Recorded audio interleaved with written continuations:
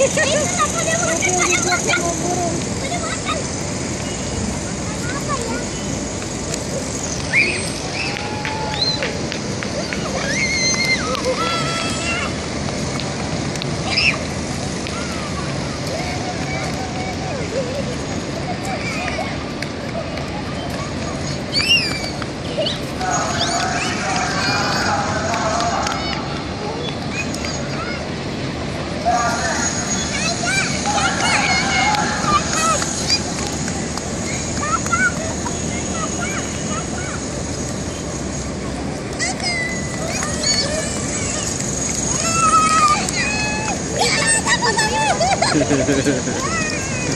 Naina, kenapa diam?